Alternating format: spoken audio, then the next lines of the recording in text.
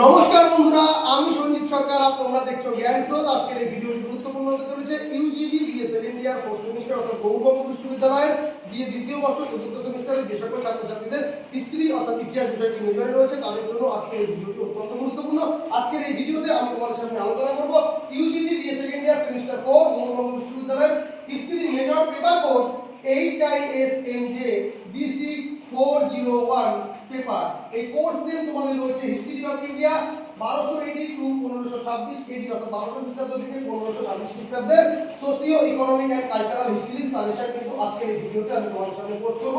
আজকের এই ভিডিওতে তোমরা ক্যাটাগরি 1 অর্থাৎ মার্কস 10 এবং ক্যাটাগরি 2 অর্থাৎ মার্কস 5 এর কিন্তু সম্পূর্ণ সাজেশন পেয়ে যাবে। তবে তুমি উচ্চ মধ্যম নিম্ন যে মানের ছাত্রছাত্রী হও না কেন, আমার দেওয়া সাজেশনে যে সমস্ত প্রশ্নের ট্রিপল স্টার এবং ডাবল স্টার করা থাকবে সেই সমস্ত প্রশ্নগুলো সবার আগে তৈরি করবে, তারপরে এক্সট্রা কোশ্চেনগুলো দেখবে কেমন। আর যাদের কাছে এখনো নোটস পৌঁছায়নি, যারা নোটস পাওনি, যারা সারা সেমিস্টার টিউশন নাওনি, তাদের কাছে বইপত্র নেই, যারা এই পেপারে নোটটা পারচেজ করতে চাইছো স্বল্প মূল্যে, তারা অবশ্যই আমার সঙ্গে কিন্তু যোগাযোগ করতে পারো এবং পরবর্তীতে অনলাইন বা অফলাইন টিউশনে করার জন্য কিন্তু যোগাযোগ করতে পারো। স্বল্প মূল্যে প্রিন্টেড পেড পিডিএফ নোটস তোমরা পেয়ে যাবে।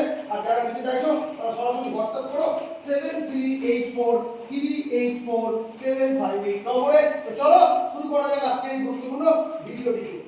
গৌরবঙ্গ বিশ্ববিদ্যালয়ে দ্বিতীয় বর্ষ চতুর্থ সেমিস্টার ইতিহাস মেজরে যে সকল ছাত্রছাত্রী রয়েছে তাদের কিন্তু আজকের এই ভিডিওটি প্রচণ্ড গুরুত্বপূর্ণ। আজকের এই ভিডিওতে তোমাদের HISMJ DC 401 পেপারে সাজেশন দিতে চলেছি। প্রথমেই আমরা 10 নম্বরের প্রশ্নগুলো নিয়ে আলোচনা করব।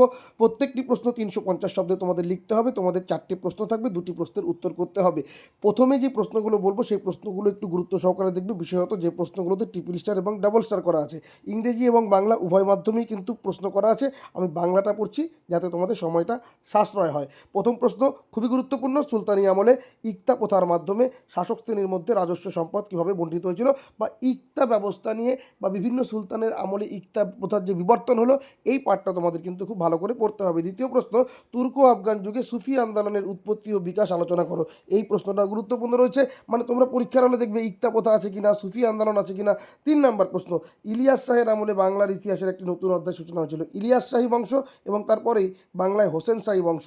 এই 4টে প্রশ্ন খুব খুব খুব গুরুত্ব সহকারে তোমরা কিন্তু রেডি রাখবে। খুবই গুরুত্বপূর্ণ প্রশ্ন রয়েছে, এই 4টা প্রশ্ন খুব ভালো করে পড়বে। পরবর্তী প্রশ্ন রয়েছে সুলতানি আমলে ইন্দো ইসলামিক স্থাপত্য শৈলীর বিবর্তনের একটি বিবরণ দাও। খুবই গুরুত্বপূর্ণ প্রশ্ন, খুব খুব গুরুত্বপূর্ণ প্রশ্ন, প্রথম 5টা প্রশ্ন। এরপরে তুর্কো আফগান যুগে নগরায়নের একটি বিবরণ দাও। এই প্রশ্নটা গুরুত্বপূর্ণ রয়েছে। এরপরে রয়েছে সুলতানি কর নীতি, এই যে ট্যাক্সেশন পলিসি, এটা কিন্তু গত বছর তোমাদের কিন্তু মানে যারা থার্ড সেমিস্টারের পরীক্ষা দিয়েছিল তোমাদের সিনিয়র ব্যাচ, তারা কিন্তু এই পার্টে কিন্তু এই ট্যাক্সেশন পলিসি কিন্তু ওদের সময় 5 নম্বরে এসেছিল, তো এটা দেখবে। এরপর 8 নম্বরে আলাউদ্দিন খলজির বাজার নিয়ন্ত্রণ নীতি, বাজার দর নিয়ন্ত্রণ গুরুত্বপূর্ণ রয়েছে। 9 নম্বর উলেমাদের বিবর্তন আলোচনা করো। তুমি কি মনে করো যে সুলতানি একটি ধর্মান্ধ বা পুরোহিততান্ত্রিক রাষ্ট্র ছিল? এটা এখানে উলেমা দিয়ে 5 নম্বরের প্রশ্ন বলতে পারে, থিওক্রেটিক স্টেট দিয়ে 5 নম্বরের প্রশ্ন বলতে পারে, বা ধর্মাশ্রয়ী রাষ্ট্র দিয়ে 5 নম্বরের প্রশ্ন বলতে পারে। তো বড় প্রশ্নটা বললেই তোমাদের কিন্তু 5 নম্বরের প্রশ্নগুলো হয়ে যাবে। যদিও আমি 5 নম্বরে রেখেছি এই পার্টটাকে, তো ভালো করে দেখবে, ট্যাক্সেশন পয়সাটাও দেখবে। তোমরা পারলে অবশ্যই কিন্তু তোমরা বিজয়নগরের সাম্রাজ্যের সমাজ এবং অর্থনীতি সম্পর্কটা একটু দেখবে। গত বছর সাংস্কৃতিক চলে এসছে, সাংস্কৃতিক পাঠটা, তো সমাজ এবং অর্থনীতিটা তোমরা চাইলে একটু দেখতে পারো। আর বাহমনি রাজ্যে মাহমুদ গাওয়ান সম্পর্কে লেখো। মাহমুদ গাওয়ান 5 নম্বরে আসতে পারে। তো বিশেষত আমি তোমাদের একটা কথাই বলবো, প্রথম 6-7টি প্রশ্নকে খুব গুরুত্ব সহকারে পড়ো, বিশেষ করে প্রথম 6টি প্রশ্নকে, তার ভিতরে প্রথম 5টিকে খুব গুরুত্ব দাও, তার ভিতরে প্রথম 4টি আরও ভালো করে গুরুত্ব দাও। খুব ভালো করে পড়ো এই প্রশ্নগুলো, তাহলে আশা করছি 10 নম্বর প্রশ্নে কোনো অসুবিধে হবে না, তোমরা লিখে আসতে পারবে পরীক্ষায়। এবার তোমাদের 5 নম্বরের প্রশ্ন, তোমাদের 6টি থাকবে, তোমাদের 4টির উত্তর করতে হবে। প্রত্যেকটা কিন্তু 150 শব্দের ভিতরে 20 নম্বর থাকছে। তো প্রথমেই তোমরা কিন্তু গত বছর যেহেতু ভক্তি আন্দোলন চলে এসেছিলো, তাই বিশেষ করে তোমরা কিন্তু এই কবির, গুরু নানক, চৈতন্য এই পার্টটা কিন্তু দেখবে। এগুলো ভক্তিবাদের কিন্তু মূল ক্যারেক্টার, এখান থেকে কিন্তু 5 নম্বরের টিকা আসতে পারে। ভক্তিবাদটা দেখলেই তোমাদের কিন্তু এই সমস্ত ক্যারেক্টারগুলো সম্বন্ধে জানা হয়ে যাবে। পরবর্তী রিহালা বলতে পারে বা ইবন বতুতা বলতে পারে, হ্যাঁ, খুব গুরুত্ব সহকারে দেখবে।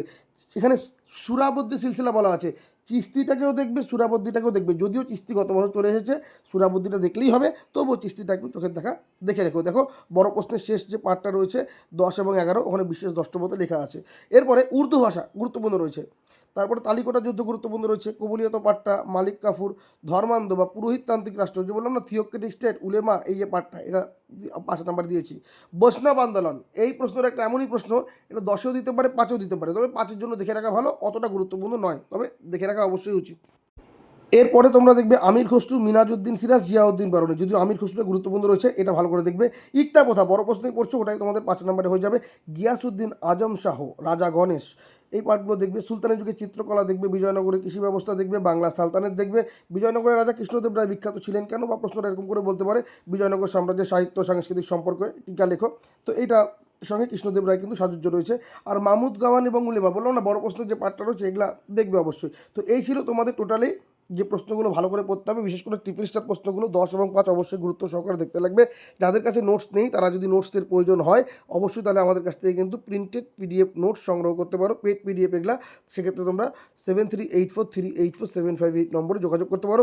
পরবর্তী 5th এবং 6th সেমিস্টারে টিউশন পড়তে চাইলে বা নোটস নিতে চাইলে অবশ্যই আমাদের সঙ্গে কিন্তু এই নম্বরে হোয়াটসঅ্যাপ করে যোগাযোগ করতে পারো। তো সকলে ভালো থেকো এবং আগামী পরীক্ষার জন্য তোমাদের শুভকামনা জানিয়ে আজকের ভিডিও এখানে শেষ করছি।